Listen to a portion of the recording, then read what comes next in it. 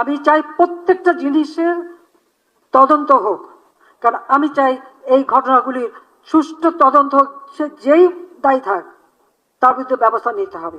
দীর্ঘ ১.৫ বছর পর হাদি হত্যার ইস্যুতে দিল্লি থেকে ইউনূসের নানা ষড়যন্ত্র নিয়ে জাতির উদ্দেশ্যে এবার মুখ খুললেন সাবেক প্রধানমন্ত্রী শেখ হাসিনা। গত ১২ ডিসেম্বর গণসংযোগের জন্য রাজধানীর বিজয়নগর এলাকায় গেলে চলন্ত মোটরসাইকেল থেকে ইনকিলাব মঞ্চের মুখপাত্র শরীফ ওসমান হাদিকে গুলি করে দুর্বৃত্তরা।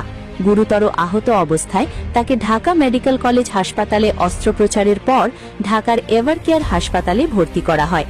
পরে উন্নত চিকিৎসার জন্য এয়ার অ্যাম্বুলেন্সে করে তাকে সিঙ্গাপুরে নেওয়া হলে গেল বৃহস্পতিবার রাত ৯:৩০টার দিকে সিঙ্গাপুর জেনারেল হাসপাতালে তার মৃত্যু হয়।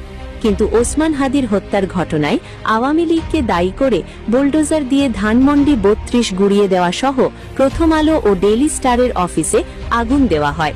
তাই এবার নানান ষড়যন্ত্রের জবাব দিতে দিল্লি থেকে ইউনূসের ষড়যন্ত্র নিয়ে দেশবাসীর উদ্দেশ্যে শেখ হাসিনা বলেন, তারা একে অপরকে কামড়াকামড়ি করে মরবে আর সব দোষ আওয়ামী লীগকে দেবে। হাদি হত্যায় আওয়ামী লীগকে দায়ী করা হচ্ছে, আওয়ামী লীগকে সন্ত্রাসী সংগঠন হিসেবে এস্টাবলিশ করা হচ্ছে। সব হচ্ছে আওয়ামী লীগকে নিশ্চিহ্ন করার জন্য ইউনূসের মাস্টার প্ল্যান। আমি চাই হাদি হত্যার নিরপেক্ষ তদন্ত করা হোক। আমি জাতিসংঘে আবেদন করেছি তারা তাদের বিশেষজ্ঞ পাঠাক অথবা অন্য দেশের কোনো বিশেষজ্ঞ। আমি চাই এর সুষ্ঠু তদন্ত, এর পিছনে কে আছে।